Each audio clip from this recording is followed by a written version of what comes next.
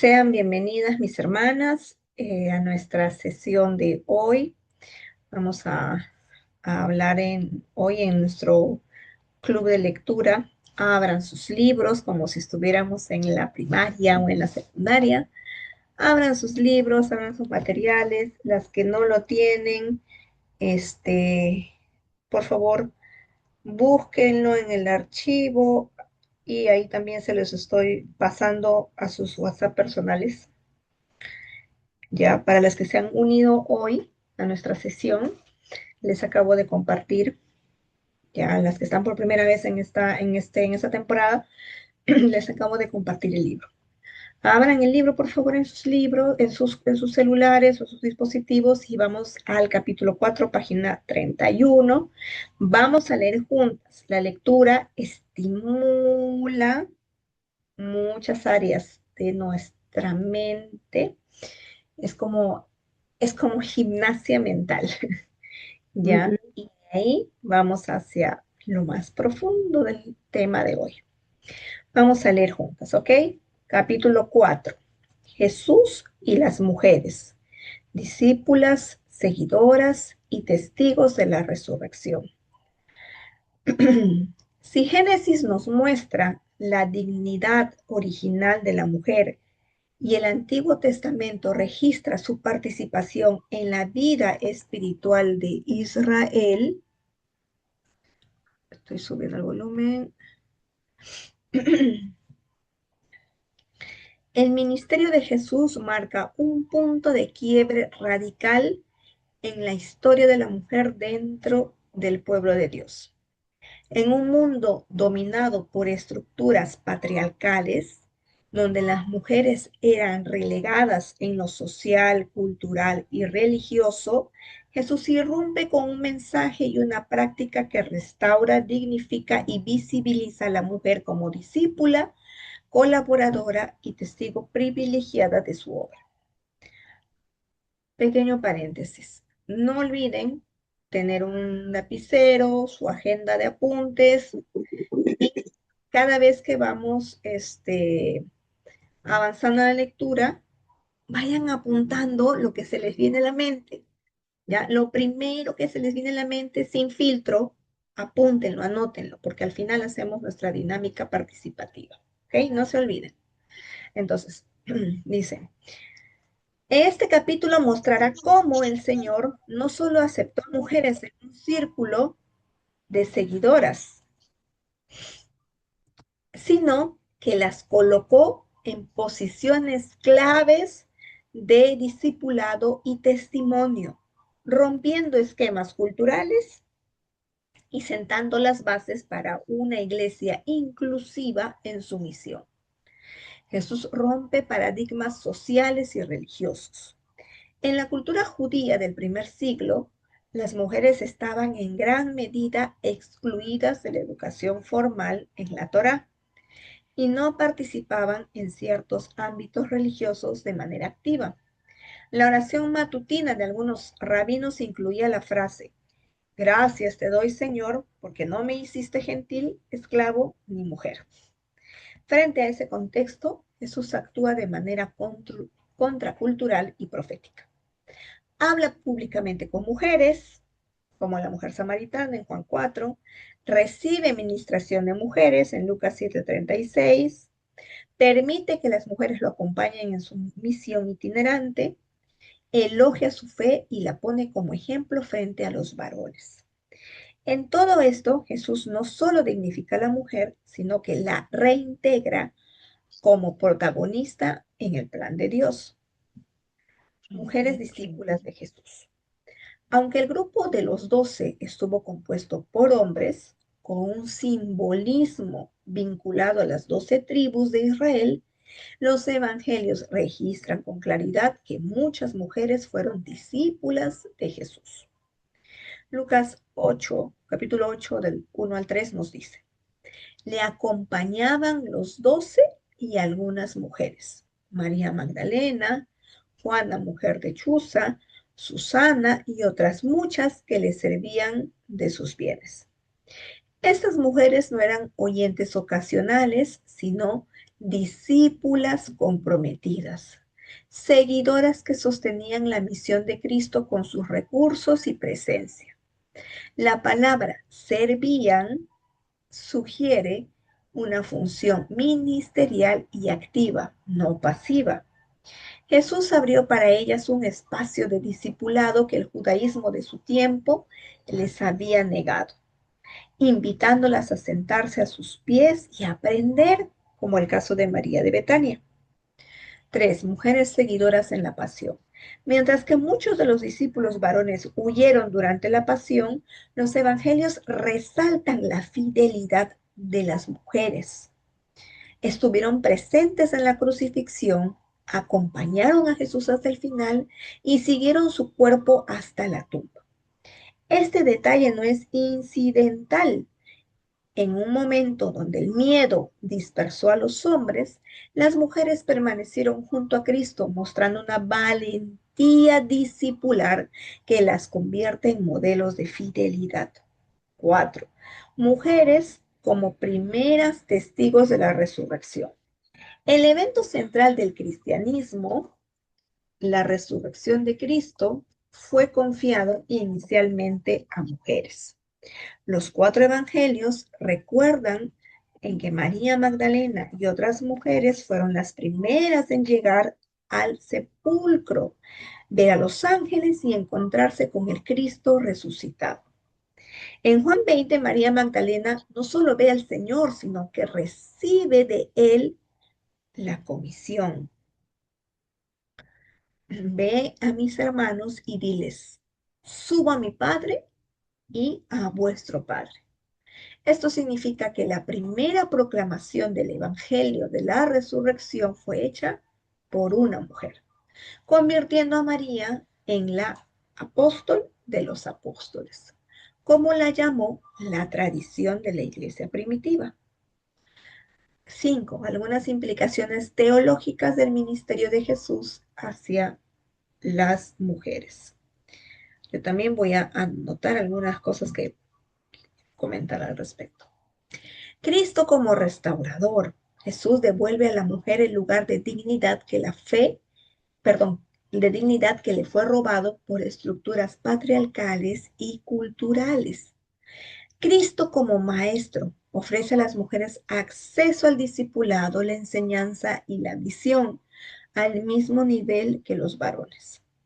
Cristo como Señor resucitado escoge a mujeres como primeras testigos y mensajeras del acontecimiento fundacional del cristianismo.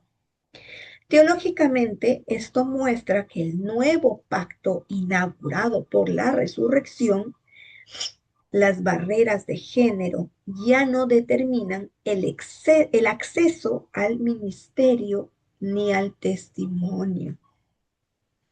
Objeciones y aclaraciones. Algunos sostienen que aunque Jesús permitió que las mujeres fueran discípulas, no las nombró entre las 12. Y por tanto, eso sería argumento suficiente contra el ministerio pastoral femenino. Sin embargo, eso es bien importante. 1. Los 12 representan simbólicamente a las tribus de Israel, no a la estructura ministerial permanente de la iglesia. 2. Jesús rompió tantas barreras en su trato con las mujeres que es incoherente pensar que su intención fue excluirlas para siempre del liderazgo en la iglesia. Y 3. Lo importante no es el número simbólico de los 12, sino el hecho de que Jesús constituyó a las mujeres como discípulas y testigos autorizados. Vamos a ver algunas aplicaciones pastorales. Discipulado inclusivo. La iglesia debe reconocer que como Jesús, como nuestro Señor, estamos llamados a formar y discipular a hombres y mujeres por igual. 2. Testimonio confiado. Si Cristo confió el primer anuncio de su resurrección a mujeres, nosotros no debemos desconfiar de su capacidad de proclamar la palabra hoy. Ejemplo de fidelidad. La constancia de las mujeres en la cruz y el sepulcro debe inspirar a la iglesia a a perseverar en tiempos de crisis. 4. Romper esquemas culturales. Así como Jesús desafió los prejuicios de su época, la iglesia debe discernir entre lo que es cultura y lo que es mandato bíblico. En conclusión, el ministerio de Jesús redefinió la posición de la mujer en el pueblo de Dios de manera radical. La llamó discípula, la recibió como seguidora fiel y la constituyó como primera testigo de su resurrección. En Cristo la mujer recupera su dignidad, su voz y su lugar en la misión de Dios.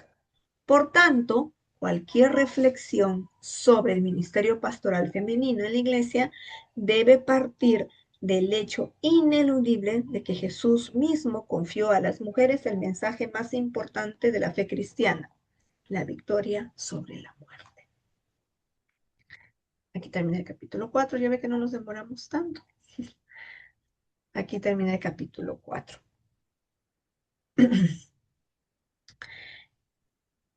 Entonces, cuando vamos a hacer algunas reflexiones al respecto, ¿sí? Quiero que voluntariamente alguna de ustedes me conteste algunas preguntas. ¿Cuál fue la idea principal de este capítulo?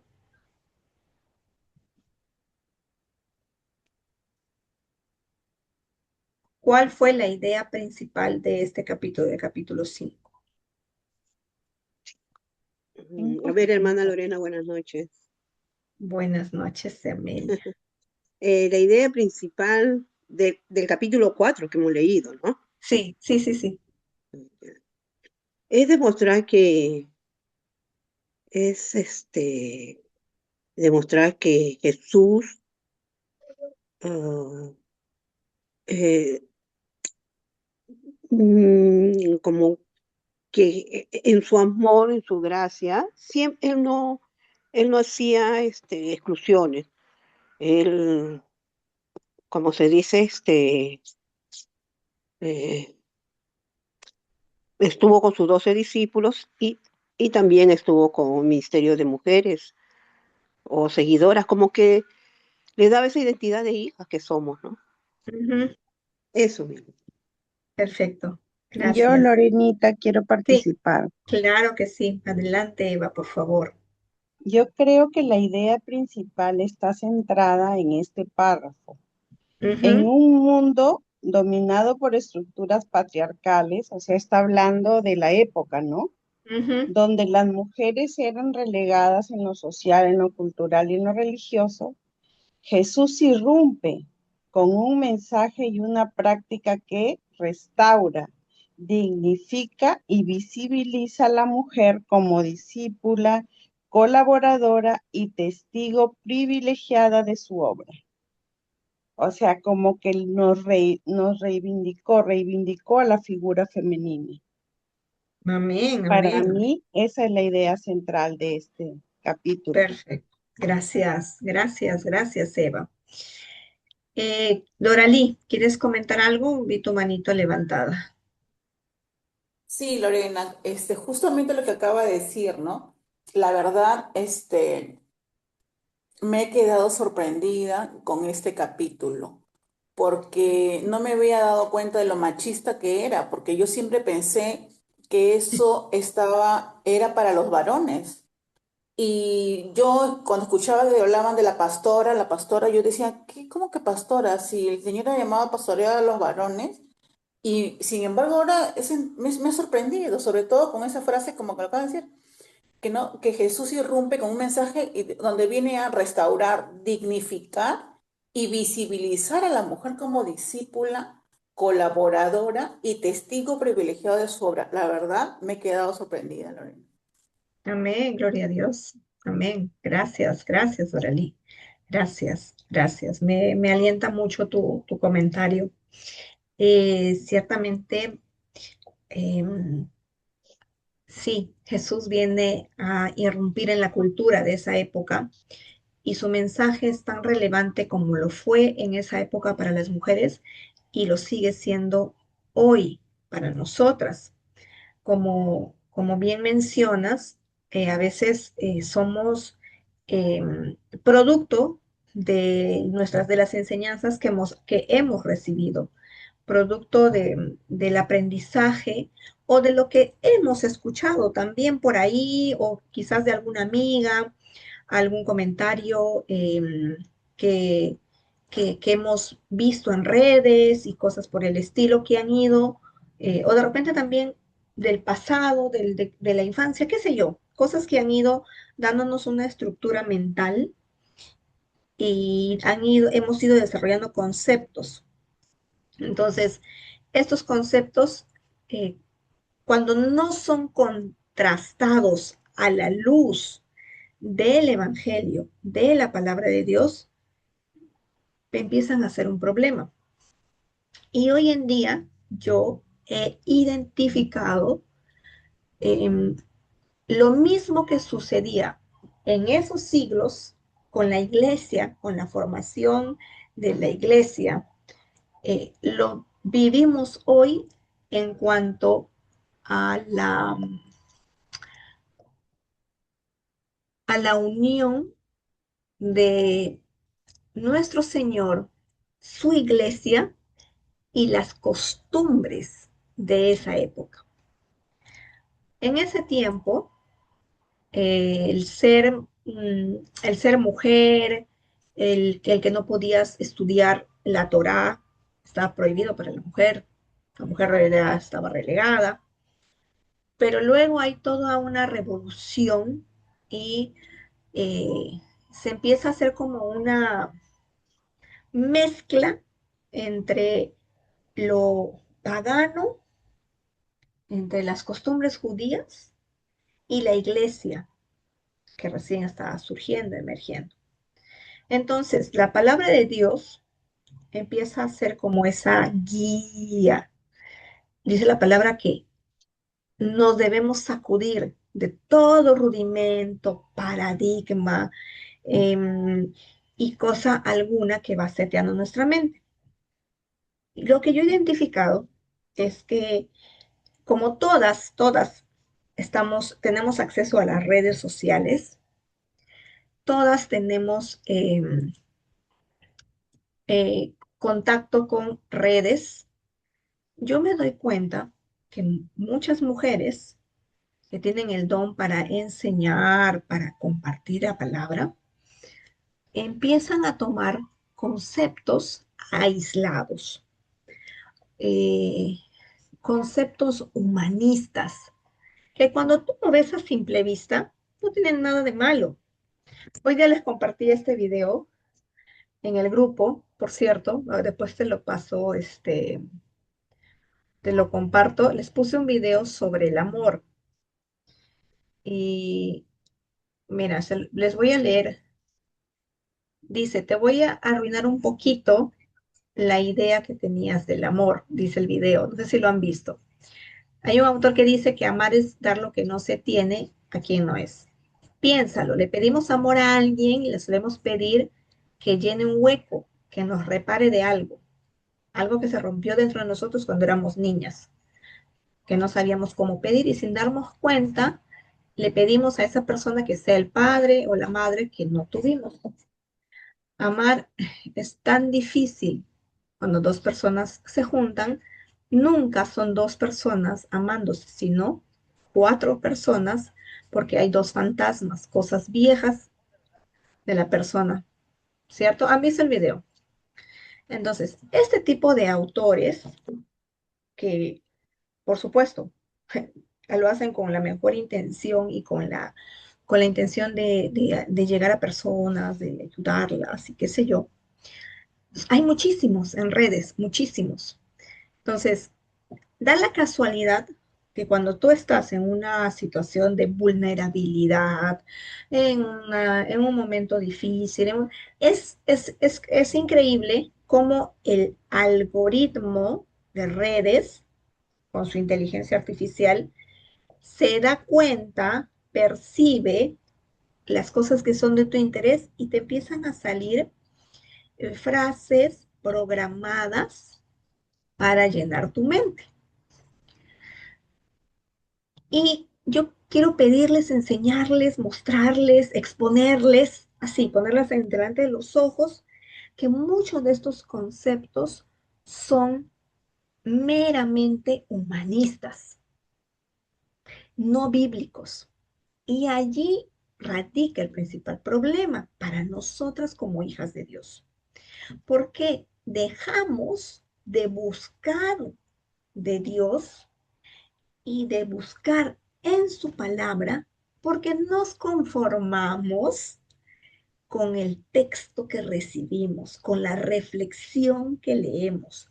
Y muchas de ellas utilizan versículos bíblicos para satisfacer la necesidad que estamos padeciendo en ese momento, que puede ser del esposo, puede ser de la situación económica, puede ser sobre crianza de hijos, en fin, infinidad de temas.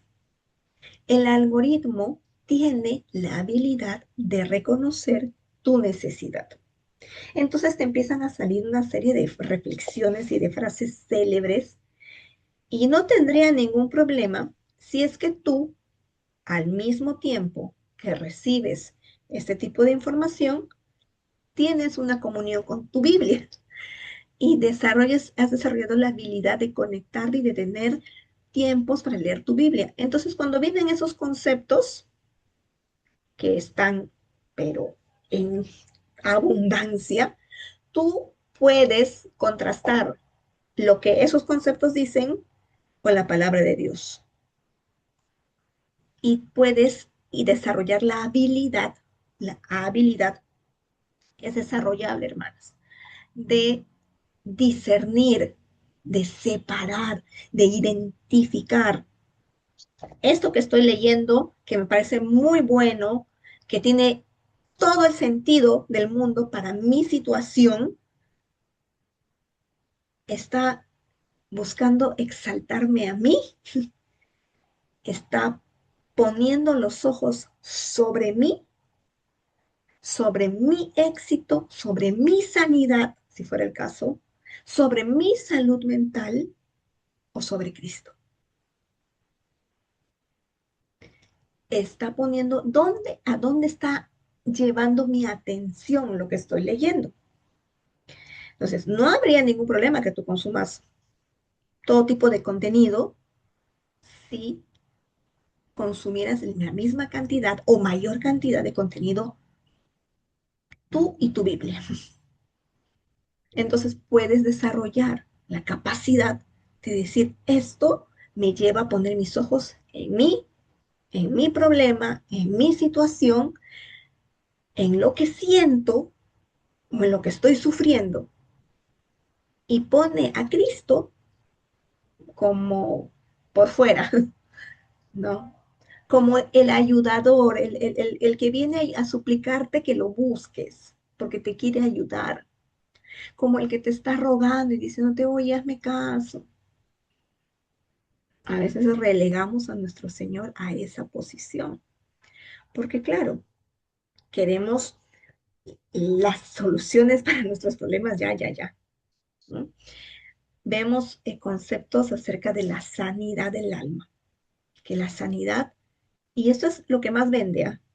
No sé, yo he estado dándome el tiempo para revisar este tipo de contenidos y es increíble como una línea de 4 frases bien dichas, bien ordenadas, 100,000 likes, 200,000 likes, 300,000 likes, con una musiquita ahí estimulante. ¡Wow!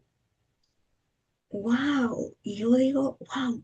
Tan perdidos y tan extraviados estamos, que sí, la sanidad es el tema que más vende, ¿ya? Entonces, es un tema que da para muchísimo. Se escriben libros, se crean fármacos, porque la sanidad del alma, el tema del alma, del espíritu, y la salud mental es un mercado multimillonario en el mundo. Entonces, materiales vas a conseguir de todo tipo. El pensamiento positivo, el que siempre tengas un pensamiento positivo de la vida para que atraigas lo positivo. Hermanas, eso es una forma de reflexionar budista, hinduista y todos los istas que existan. La sanidad consiste en alcanzar mis metas y vivir en la plenitud, buscando el éxito, la realización personal. Todo eso va a traer sanidad, la realización de mi familia, de mi matrimonio, este, de mi pasado, las cosas que tengo que sanar de mi pasado. Y nuevamente nos cargamos de una serie de conceptos que están full en redes y que encima los compartimos. Los compartimos porque tanto leerlos ya nos creemos especialistas. Y encima lo más grave, creo yo, es que nos damos el, la atribución de aconsejar a otras mujeres, de aconsejar a otras mujeres bajo esos mismos conceptos humanistas. Entonces, el humanismo lo que viene a hacer es sacar a Dios del centro, quitar a Dios del protagonismo de nuestras vidas, seas creyente o no. Entonces, ¿qué hace Dios? Qué hace nuestro Señor en frente a esto?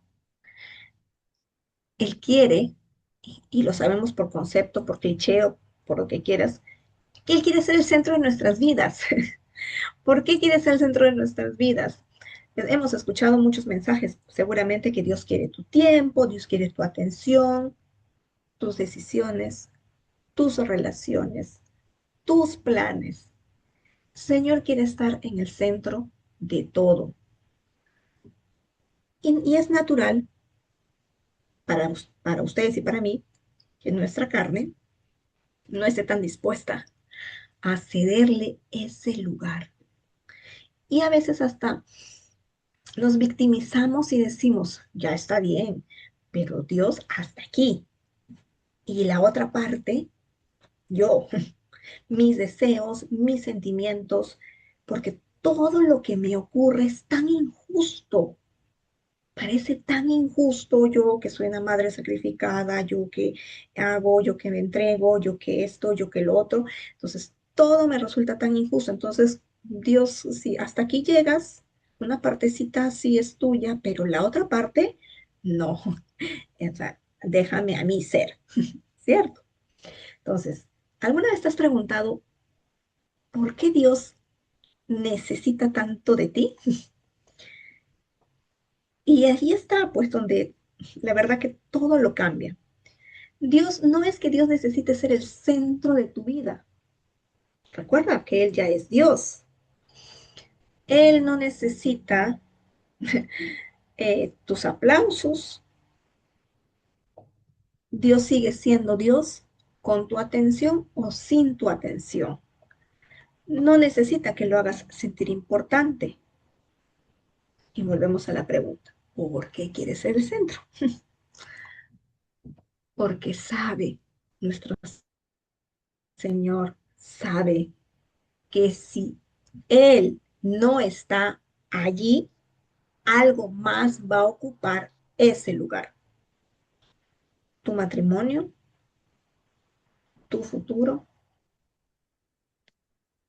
tus necesidades económicas, tus frustraciones, de repente la aprobación de otros, tus sueños, tus anhelos, tus planes.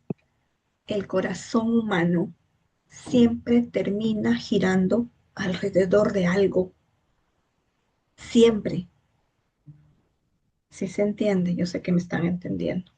Entonces, Dios sabe, Él nos creó, Él nos diseñó y sabe nuestra tendencia a ir corriendo a mirar dentro de nosotras. y a encontrar todas las excusas posibles, habidas y por haber, para quedarnos ensimismadas, para no darle al Señor el lugar que le corresponde solo a Él en nuestras vidas.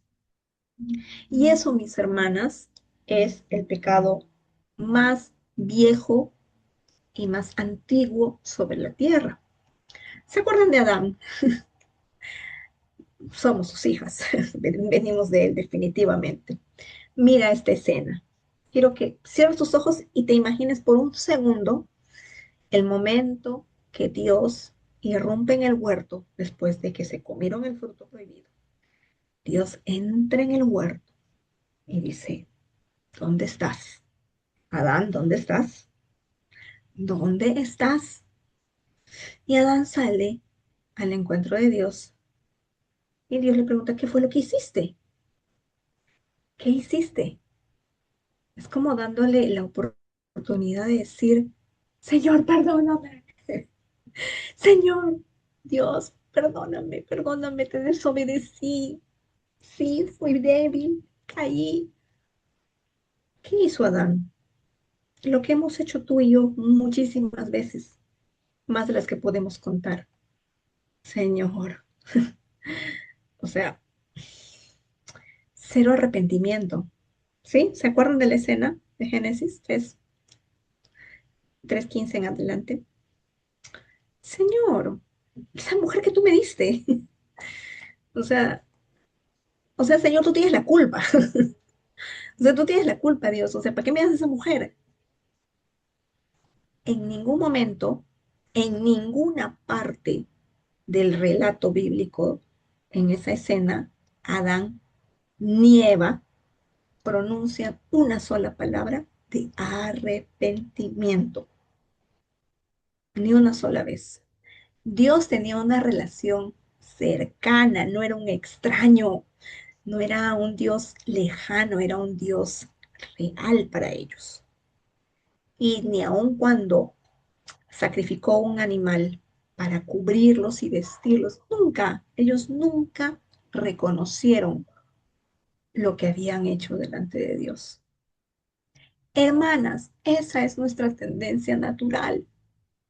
Eso es lo primero que hacemos cuando no estamos ejercitadas, ejercitadas en la palabra.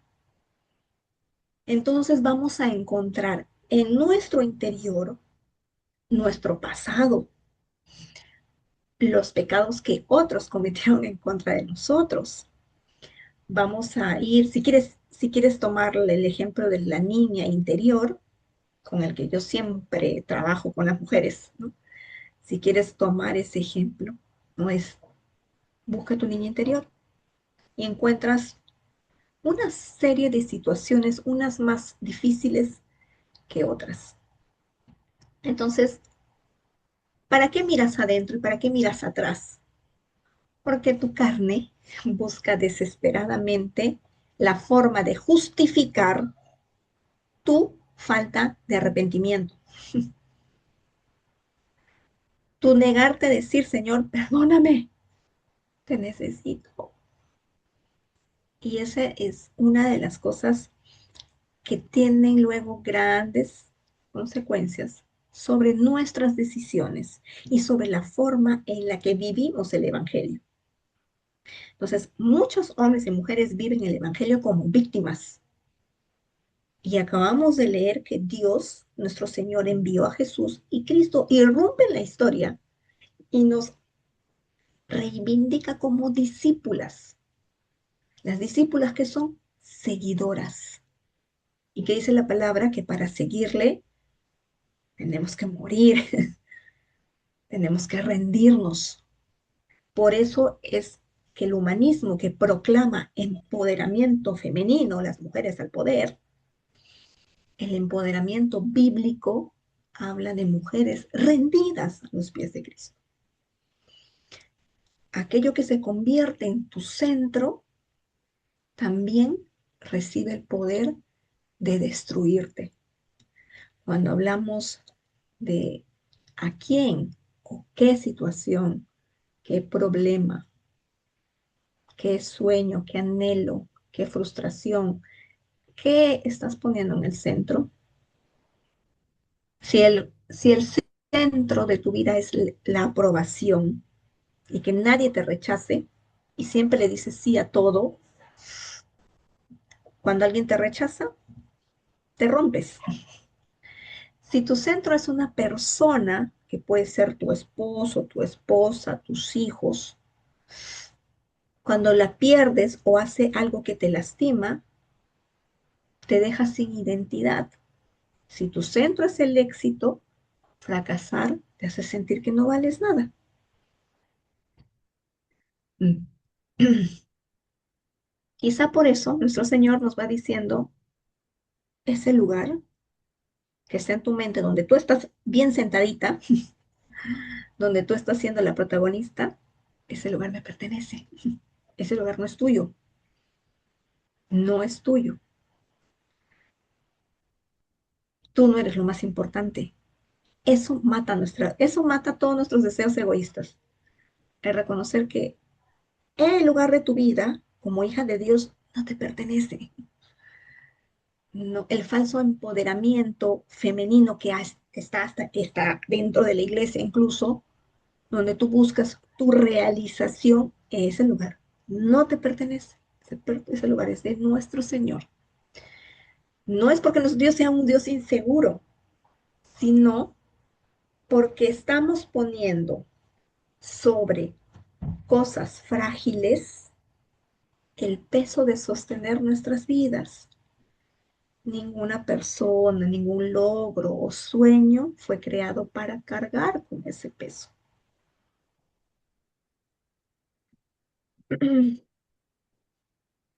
Dios no viene a quitarte las cosas que tú amas, sino que las quiere poner en el lugar apropiado.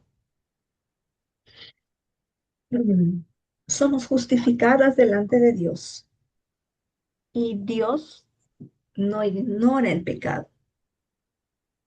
Lo cargó sobre la cruz de su Hijo. Ser justificadas por Dios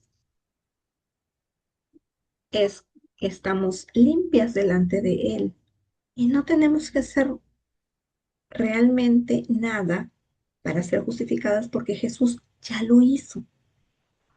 No es que Dios se hace la vista gorda de nuestros pecados, es que Dios ya pagó ese precio. Entonces, Jesús viene en contra de la cultura, viene a demostrar que no hay una categoría de cristianos entre los varones y las mujeres. Sí, yo respeto muchísimo a las congregaciones que entienden que el pastorado solo es masculino. Las respeto mucho porque entiendo su punto. Sé que tiene un valor importante para ellos, pero se olvidan algunos aspectos importantes, que no toman en cuenta a la hora de hacer su análisis.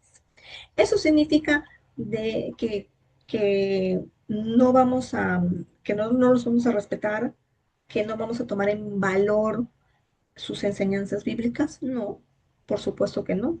Yo admiro muchísimos pastores que creen eso en la palabra de Dios. Y no ha sido hasta que yo misma, para poder enseñarles y estar en esta posición de servir a nuestro Señor, he tenido que también renovar mi pensamiento a la luz de la palabra de Dios en cuanto al liderazgo femenino. Todavía me cuesta un poquito la palabra pastora, les confieso, me cuesta, me cuesta,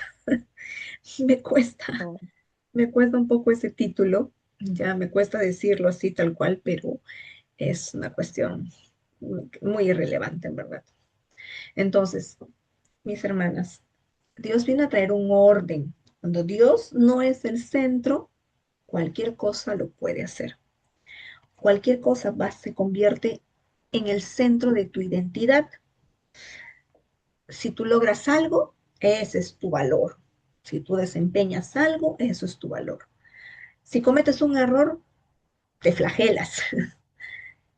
Si alguien opina algo de ti, eso va a medir quién tú eres. Y sin darte cuenta, muy sutilmente, cosas buenas comienzan a gobernar tu vida. Cuando Dios vuelve al centro, todo lo demás se ordena, porque todas las cosas son añadidas cuando buscamos el reino de Dios y su justicia.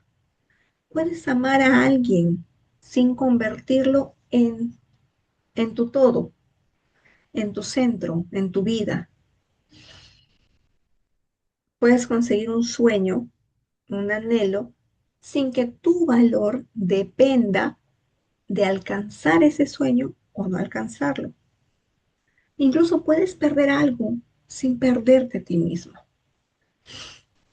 Muchas mujeres padecen en sus relaciones conyugales porque esperan del esposo lo que solo Cristo puede darnos, lo que solo Dios ha venido a darnos, que es perdón de nuestros pecados. Decía el rey David, escudriñame, Señor, escudriñame, límpiame con hisopo. Entonces, si tú eres de las mujeres cristianas eh, con un ego fuerte, pujante, pero que en apariencia no, esta verdad puede ayudarte mucho a contrastar tu relación con Jesús, a examinarla sinceramente. Digo a las mujeres que somos o hemos sido orgullosas y nos ha costado muchísimo reconocerlo y que nos hemos sentido más buenas que el pan y nos hemos sentido tan justas y tan correctas cuando nos comparamos con el esposo que tenemos al lado o con él o con las otras personas que tenemos al lado. Sentimos que siempre tenemos la razón. Y esa es una evidencia de que no vivimos el Evangelio.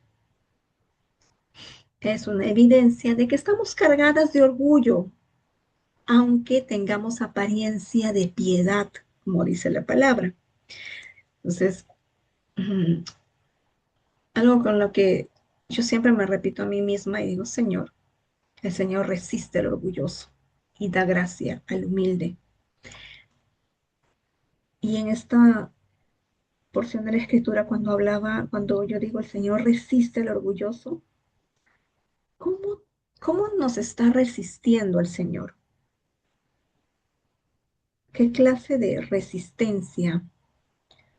Pueden ser enfermedades psicosomáticas, trastornos emocionales, eh, situaciones emotivas que no, temas en nuestro carácter, cómo el Señor nos está resistiendo. Entonces, mi recomendación de hoy, para ir terminando la sesión, es rendición, rendirnos, romper nuestro orgullo, reconocer delante de Dios que sí, hemos sido orgullosas y que el Señor nos ha estado resistiendo. Y ese pecado ha matizado muchas áreas de nuestras vidas y hemos puesto los consejos humanos, humanistas, de redes sociales, por encima del consejo bíblico. O peor aún, los hemos mezclado y entonces tenemos una maraña en nuestra cabeza y no podemos identificar qué viene de Dios y qué viene del, del humano, del mundo. El mundo no viene a ¿cómo se llama? Con cuernos y cola, ¿no? El consejo humano viene a ponerte a ti como el centro mismo de la creación. Y el centro mismo de la creación, la palabra dice que todas las cosas por Él fueron hechas. No por ti, no por mí, sino por Él. Y eso lo cambia absolutamente todo, todo, mis hermanas. Entonces sí, Jesús vino a irrumpir la historia para darnos a nosotras el lugar que nos corresponde, para poner las cosas en su lugar, para decirnos que consumado es y que ahora tenemos una relación directa con el Padre. Amén. Amén. Amén. Amén. Amén. Amén. Gloria a Dios. Entonces, voy a parar la grabación para que podamos orar juntas un momento y quizás quieran preguntar algo o conversar algo. ¿Ok?